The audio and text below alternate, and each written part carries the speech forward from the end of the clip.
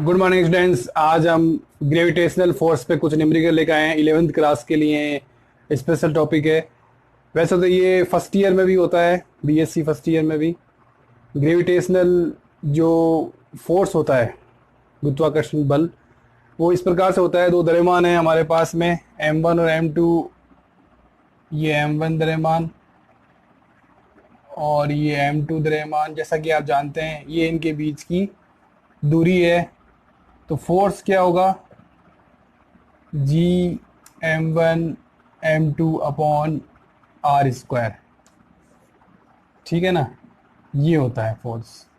दोनों के बीच की दूरी के वर्ग के विलोमानुपाती और दोनों के द्रव्यमान के गुणनफल के समानुपाती।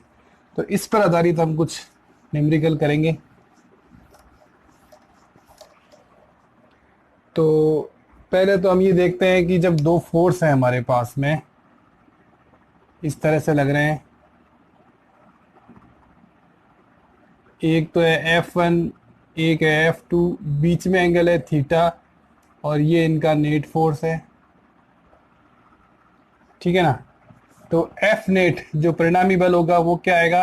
F1 square plus F2 square plus 2F1 F2 cos theta, जैसा कि आप जानते हो। ठीक है ना, ये फोर्स आएगा। अब यदि हम माने कि F1 बराबर F2 बराबर F, ये आपस में बराबर हो जाए, तो F नेट क्या हो जाएगा? F square plus F square plus 2F square cos theta. तो ये हो जाएगा 2F square 2F square cos theta. तो √2F बाहर आ जाएगा, अंदर आ जाएगा रूट में 1 प्लस कॉस थीटा। हम जानते हैं कि जो cos 2 थीटा होता है उसके दो फार्मूले होते हैं। एक तो 2 cos स्क्वायर थीटा माइनस 1, एक 1 माइनस 2 साइन स्क्वायर थीटा। तो हमें माइनस का 1 चाहिए, तो हम इसको बदलेंगे 2 cos स्क्वायर थीटा माइनस 1। वो cos 2 थीटा का होता है, यहाँ cos थीटा का फार्मूला है, तो 2 cos square theta by 2 minus 1 आ जाएगा। ठीक है, तो √2F under root 1 plus 2 cos square theta by 2 minus 1, ये आ जाएगा। 1 से 1 कैंसिल, √2 और √2 2F cos थीटा बाई 2। ये हमारे पास में एक बेसिक फार्मूला आ जाएगा, परिणामी फोर्स आ जाएगा 2F cos थीटा बाई 2। ठीक है ना। इस पे आधारित हम बहुत सी नेट फोर्स निकाल सकते हैं। ठीक है ना, अभी देखेंगे हम और भी देखेंगे। तो सबसे पहला तो है थीटा बराबर 0 डिग्री, मतलब इस तरह से फोर्स कार्य कर रहा हो। तो हमारे पास में एफ नेट, दो बलों के बीच में दूरी कोण थीटा 0 हो, तो हमारे पास में सूत्र क्या है? 2F cos theta upon 2। तो ये हो जाएगा 2F cos 0। तो इस वाले सिचुएशन के लिए F नेट हो जाएगा 2F। ठीक है ना, थीटा बराबर 0 के लिए। इसी प्रकार से दूसरा सिचुएशन लेते हैं। यदि थीटा बराबर 180 हो, मतलब इस तरह से फोर्स कार्य कर रहा हो, ये F2 ये F1, बीच में 180 डिग्री, इस तरह से अगर कोण कार्य कर रहा है, तो F नेट कितना हो जाएगा? 2F cos 180 by 2। तो ये cos 90 हो जाएगा, cos 90 0 होता है, तो F नेट 0 हो जाएगा। तीसरा केस लेते हैं हम, थीटा बराबर 60 डिग्री। तो F नेट कितना होगा? 2F cos 60 बाई 2, cos 30 कह दो या साइन 60 कह दो, एक ही बात है। तो साइन 60 का मान कितना होता है? √3/2। तो ये √3F आएगा। अब ये ध्यान रखना आप कि जब दो बल हमारे पास में समान है, और उनके बीच में 60 डिग्री का एंगल है, तो परिणामी जो फोर्स आएगा वो √3F आएगा। ठीक है ना, और निकाल भी सकते हैं अपने, निकाल भी लेंगे हाथों हाथ जब जरूरत पड़ेगी। जब अभी तो 60 डिग्री का एंगल हुआ, इसी तरह से अपने लेते हैं 90 डिग्री पर, थीटा बराबर 90, तो एफ नेट कितना होगा 2F cos 90/2, 2F cos 45, 2F 1/√2, √2F। तो जब दो फोर्स के बीच में एंगल, दो समान फोर्स हो, इस प्रकार से लग रहे हो कि एक तो इधर लग रहा है F2 और एक इधर लग रहा है F1, बीच में कोण है 90, तो उनका जो F नेट होगा वो √2F होगा। ये आप ध्यान रखना। इस तरह से कई सिचुएशन हम हैंडल कर सकते हैं। एक हमारे काम और आएगी, वो भी देख लेते हैं। जैसे थीटा बराबर 120 डिग्री, तो एफ नेट क्या आएगा 2F cos 120/2, 2F cos 60, cos 60 कितना होगा 37, 2F 1/2, तो F आ जाएगा। तो मतलब दो फोर्स अगर 120 डिग्री के एंगल पर समान फोर्स है परिमाण में और 120 डिग्री एंगल पर कार्य कर रहे हैं, तो उनका जो नेट फोर्स होगा वो F होगा। इस तरह से हम ज्ञात कर सकते हैं। तो हमारा एक फार्मूला कितने काम का हो गया देखो आप, ठीक है ना। एक फार्मूला जो कि F नेट बराबर 2F cos θ/2, very very important formula हो गया, उसका यूज मैंने आपको बताया। अब एक न्यूमेरिकल करते हैं, क्वेश्चन नंबर 1।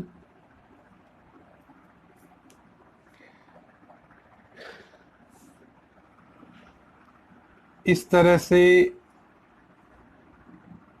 3 मास हैं जो किसी समबाहु त्रिभुज के कोनों पर हैं और उसकी भुजा A है। उसके बीच के केंद्र पर अंत केंद्र है, बीच का केंद्र मान लो, इसकी दूरी तीनों शीर्षों से बराबर है। दूरी क्या है बराबर है, इसको O मान लो, यहाँ M0 मान लो, ठीक है ना। तो हमें क्या करना है, इस पर रिजल्टेंट फोर्स ज्ञात करना है बिंदु O पर, इन तीनों द्रव्यमानों के कारण इस पर परिणामी फोर्स ज्ञात करना है बीच के बिंदु पर, ठीक है ना। ये समबाहु त्रिभुज है, ये समबाहु त्रिभुज है मतलब एक समान भुजा है, सबकी भुजा समान है, त्रिभुज की तीनों भुजाएं समान है, तीनों कोणों पर M द्रव्यमान का एक एक पिंड रखा गया है, बीच में M0 द्रव्यमान का कोई पिंड हमने मान लिया है। इस बिंदु O की दूरी इन तीनों शीर्षों से बराबर है, तो इस पर परिणामी फोर्स क्या होगा ये हमें ज्ञात करना है, ठीक है ना। क्योंकि ये तीनों दूरी बराबर है, ठीक है ना, और ये M और ये M0, ये M0, ये M, ये M0, ये M जोड़े भी बराबर हैं, दूरी भी बराबर है। तो जो फोर्स होता है वो क्या होता है Gm1 m2/r²। तो द्रव्यमान पर निर्भर होता है, एक दूरी पर निर्भर होता है। तो द्रव्यमान तीनों में बराबर है और दूरी भी तीनों में बराबर है, तो फोर्स हमारे बराबर होगा, ये तो बात पक्की है, ठीक है ना। तो इधर मान लो F होगा, इधर F, इसके कारण इस पर, इसके कारण इस पर, और इधर भी F होगा। हम ऐसे भी लिख सकते हैं F1 F2 F3, और ऐसे भी लिख सकते हैं क्योंकि हमने पता कर लिया है कि तीनों फोर्स बराबर होंगे, F F F, ठीक है। इन दोनों के बीच में एंगल 120 डिग्री है, ठीक है ना। जब दो फोर्स हमारे पास में हों, 2F cos θ/2 ये फार्मूला है, जब दो फोर्स एक हमारे पास में हो, उनके बीच में एंगल 120 हो, तो मैंने बताया था कितना मान आता है, किसी को याद हो तो बताओ। 2F cos 60, cos 60 मतलब 37, 1/2 F आता है। तो इस डायरेक्शन में F फोर्स कार्य करेगा, ठीक है ना। तो इधर भी F और इधर भी F, तो 180 पे कार्य कर रहे हैं, ठीक है ना। वैसे भी दिख रहा है कि दोनों बल समान दिशा में हैं, तो टोटल फोर्स क्या हो जाएगा, 0। ये डैश मान लो अलग करने के लिए इससे, ठीक है ना। तो एफ नेट 0 हो जाएगा, तो परिणामी फोर्स हमारा 0 आएगा ओ बिंदु पर इन तीनों द्रव्यमानों के कारण, ठीक है ना। क्योंकि इस द्रव्यमान के कारण इस द्रव्यमान पर जो फोर्स लगेगा ऊपर की ओर लगेगा, और इन दोनों द्रव्यमानों के कारण इस पर जो फोर्स लगेगा वो नीचे की ओर लगेगा, और 120 डिग्री एंगल पर है तो वो एफ ही आएगा। तो एफ और एफ आपस में कैंसिल हो जाएंगे, तो इस तरह से नेट फोर्स 0 हो जाएगा। अब थोड़ी सी सिचुएशन हम चेंज कर देते हैं।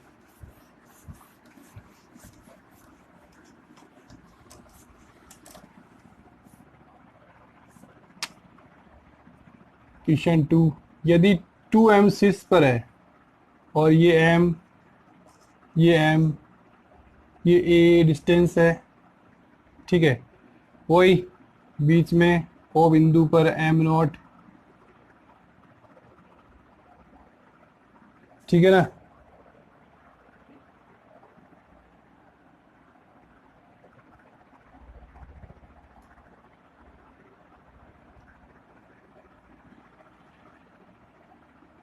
और हम जानते हैं कि ये दो भुजाओं का जो अनुपात होता है वो 3:1 होता है। ये हमने रेखा गणित के नियम से जाना है, ज्यामिति के नियम से, ठीक है ना। और इस पर हमें फोर्स ज्ञात करना है। अब क्यू आर 2m है, ठीक है ना। तो इस ओ बिंदु पर हमें परिणामी फोर्स ज्ञात करना है।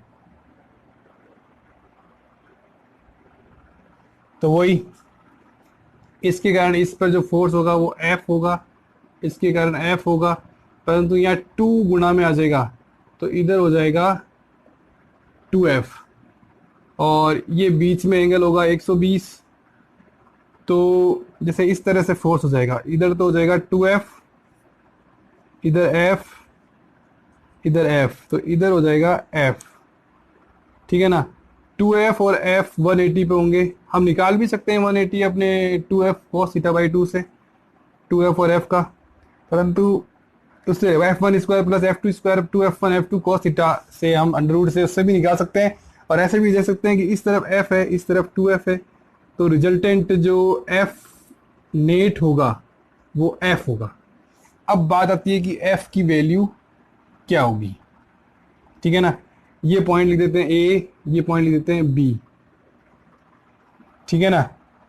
तो हमारे पास में जो AB डिस्टेंस है इस भुजा की आधी है, a/2, और ये जो OB है, ठीक है ना।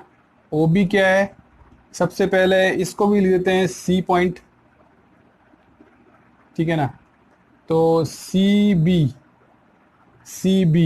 ये जो भुजा है ये एंगल कितना होगा, 30 होगा, क्योंकि जो समबाहु त्रिभुज होता है उसके प्रत्येक कोण 60 डिग्री का होता है।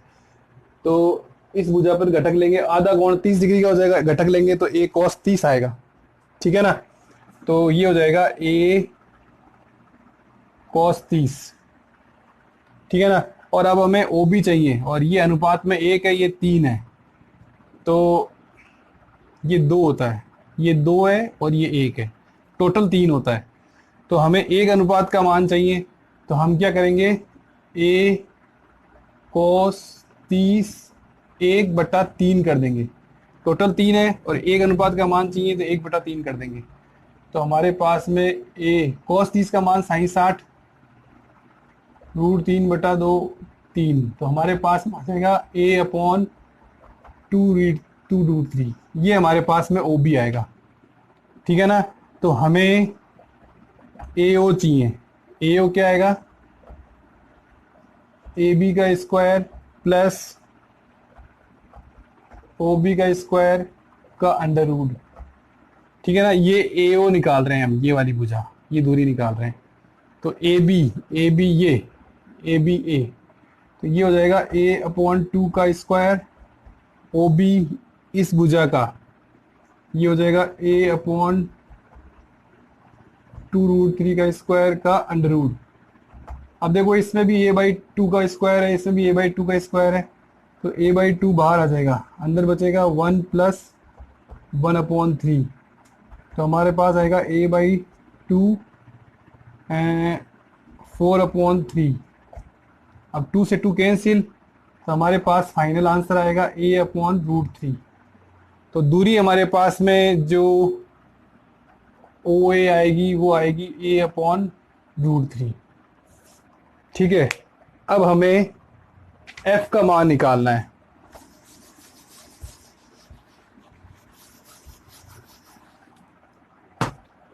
f का मान क्या आएगा, m0/OA का स्क्वायर, मतलब a/√3 का स्क्वायर। तो इसका आंसर आ जाएगा 3gm0/A²। ये इसका फोर्स आएगा। कुल मिला के बात ये है कि ये F होगा, ये F होगा, 120 पे इधर F आएगा, उधर 2F आएगा। ठीक है ना, तो F बचेगा हमारे पास में। अब बात आती है ये दूरी निकालने की, तो ये दूरी हमने निकाली आपके सामने, तो वो आई a/√3। ठीक है ना, ये दूरी आने के बाद में हमने मान रख दिया, बस हमारे पास इसमें 3gm0/A², ये हमारे पास में नेट फोर्स आ गया। तो ये हुआ एक न्यूमेरिकल और। ठीक है ना,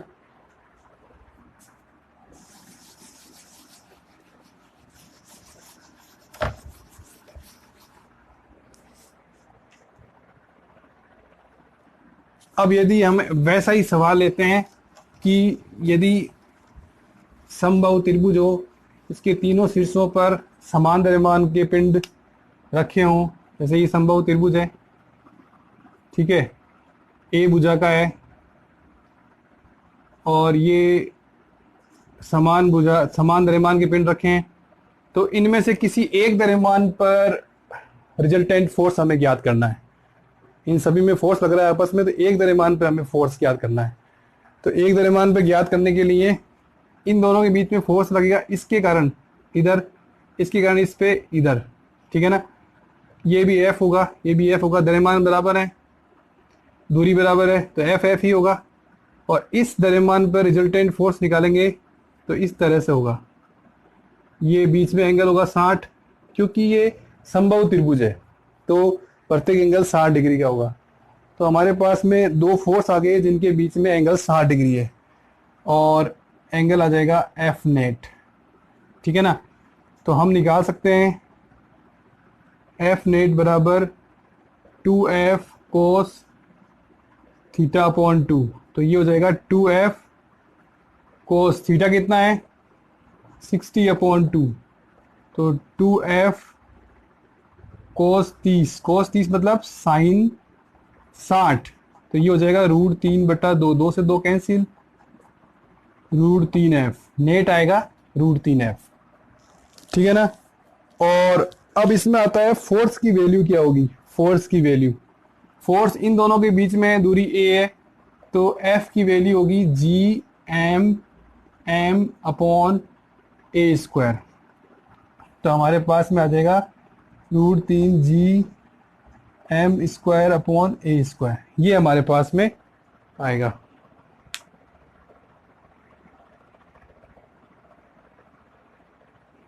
ठीक है, इसी प्रकार से एक न्यूमेरिकल और देखते हैं।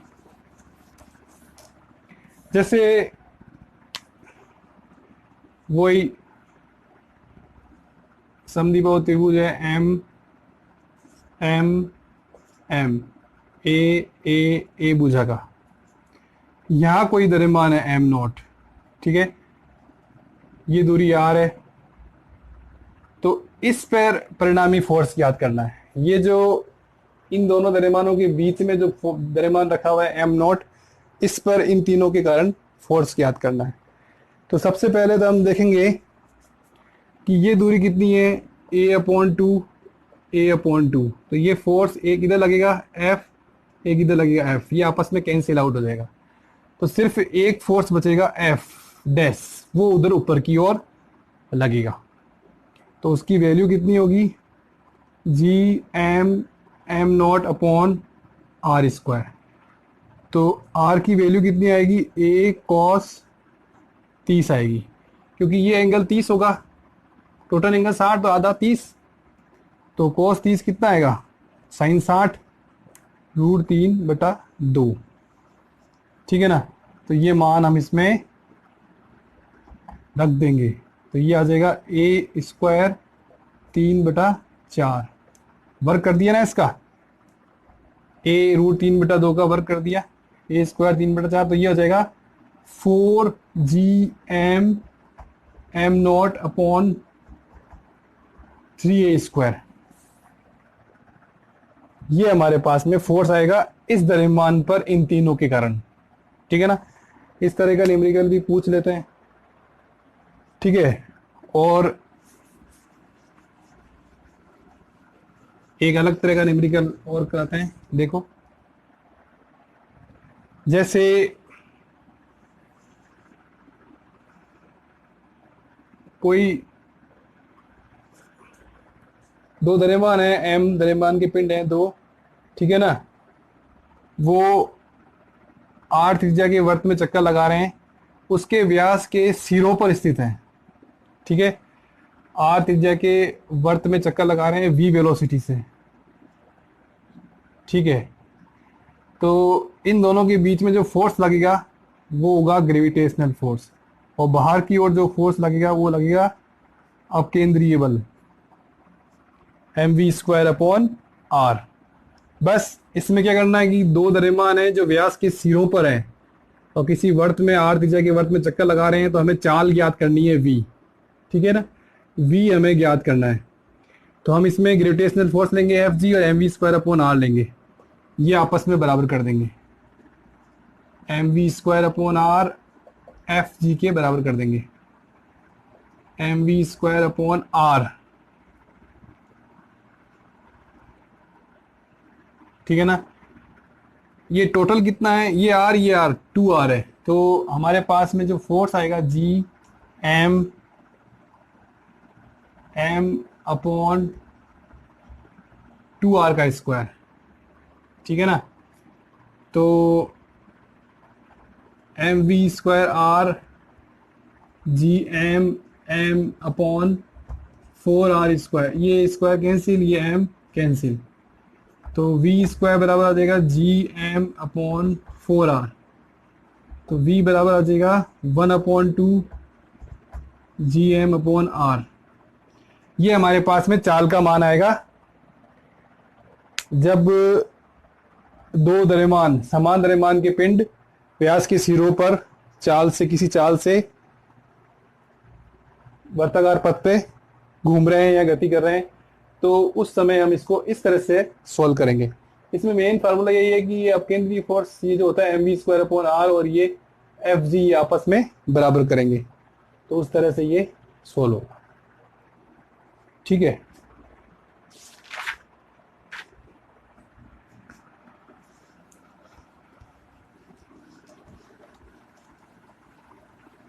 अगर आपको ये वीडियो पसंद आए तो आप इसको सब्सक्राइब करें और लाइक करें। ठीक है ना, इसी प्रकार से एक क्वेश्चन और कराता हूँ, जैसे एम द्रव्यमान का, ये समबाहु त्रिभुज के तीनों कोनों पर हैं और किसी वर्ताकार, उस केंद्र, ये जो O है, इससे समान दूरी पर वर्ताकार पथ में गति कर रहे हैं, ये वेलोसिटी v से। ठीक है ना, तो इसका हमें मान ज्ञात करना है।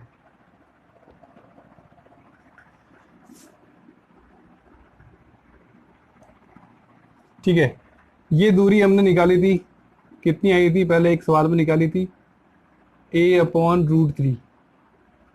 r का मान लिख लेते हैं ये, क्योंकि ये जो दूरी है वो, इसमें एक फोर्स लगेगा mv²r, इस r की जगह ये दूरी काम आएगी। ठीक है, और इसमें जो रिजल्टेंट फोर्स होगा, जैसे इन दोनों में जो फोर्स लगेगा इसके कारण इस पर, तो वो इधर लगेगा F, इसके कारण इस पर, वो इधर लगेगा F। इनका जो नेट फोर्स होगा 60 डिग्री एंगल पर, वो इस तरफ लगेगा। एफ नेट, वो होगा √2f। हम निकाल चुके हैं कि जब दो समान फोर्स 60 डिग्री एंगल पर लग रहे हो तो उनके बीच में जो नेट फोर्स होता है वो √2f होता है, ठीक है ना, नहीं √3f होता है, सॉरी, अभी देखो अभी गलत ज़्यादा, √3f होता है, ठीक है। निकाल सकते हैं, मैं निकाल देता हूँ। जैसे एफ नेट 2f cos θ/2 होता है ना, तो ये 30 हो जाएगा, 30 sin 60 √3/2, तो ये √3f, ये नेट फोर्स लगा हुआ है, ठीक है ना। तो ये तो हो जाएगा एफ जी, ठीक है ना, नेट, और ये हो जाएगा mv²/r। तो mv²/r बराबर √3f, और r की जगह हम लिख सकते हैं mv²/a/√3 ये, और √3, और f की जगह इन दोनों के बीच में जो फोर्स आएगा वो, या इन दोनों के बीच में कितना, Gm/a², a से ये एक कट गया, ये √3 यहाँ आएगा, यहाँ आएगा ऊपर, इससे ये कट जाएगा, और m से ये कट जाएगा, तो v का मान आ जाएगा Gm/a। ये चाल आएगी जब किसी समबाहु त्रिभुज के शीर्षों वाले द्रव्यमान, जो समान द्रव्यमान है, वो किसी वर्ताकार पथ में केंद्र बिंदु O के परित दूरी अपरिवर्तित रखते हुए वर्ताकार पथ में चक्कर लगाते हैं v स्पीड से, तो वो स्पीड √Gm/a आएगी, ठीक है ना। इस तरह से निकालते हैं। बस इसमें यही है कि ये mv²/r अभी के अपकेंद्रीय फोर्स और ये √3f को बराबर करते हैं। एक क्वेश्चन और करते हैं, फिर आपके क्लियर हो जाएगा पूरा। जैसे ये कोई स्क्वायर है, ठीक है, m द्रव्यमान का है, भुजा A है, केंद्र बिंदु O है, और इसके परित वर्ताकार पथ में ये घूम रहे हैं। ये वेलोसिटी या स्पीड मान लो, स्पीड v है, ठीक है। ये दूरी, ये एंगल मान लिया 90, क्योंकि 90 होगा वर्ग में तो दोनों भुजाओं के बीच में, और इधर F फोर्स लग रहा है, इधर F, तो नेट फोर्स कितना होगा, F नेट होगा 2F cos θ/2, 90 है तो 45 हो जाएगा, तो 45 का 1/√2, तो √2f आएगा, F नेट आएगा √2f। और ये दूरी कितनी आएगी, ये a/2, ये भी a/2, तो a/2 का स्क्वायर प्लस a/2 का स्क्वायर का अंडर रूट, ये a ओ लिख लो, तो ये दूरी आ जाएगी a/2 1 + 1 √2, a/√2 दूरी आएगी, ठीक है ना। तो r का मान कितना आ जाएगा, a/√2।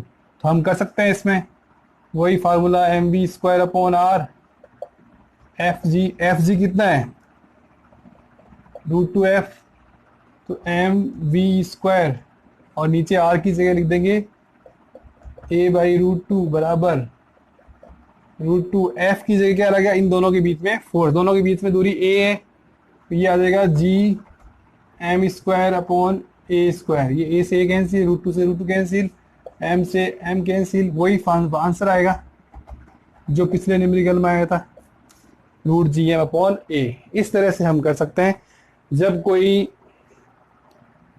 वर्ग या कोई त्रिभुज दिया हो, उसके द्रव्यमान किसी वर्ताकार पथ पे घूम रहे हो, केंद्र बिंदु के से दूरी अपरिवर्तित रखते हुए किसी स्पीड v पे घूम रहे हो, तो वो स्पीड इस प्रकार से निकाली जाती है, ठीक है ना। अगर आपके एक एक चीज स्पष्ट रूप से समझ में आई है तो आप इसे लाइक कीजिए, सब्सक्राइब कीजिए और कमेंट जरूर कीजिए, ठीक है ना। Thank you very much.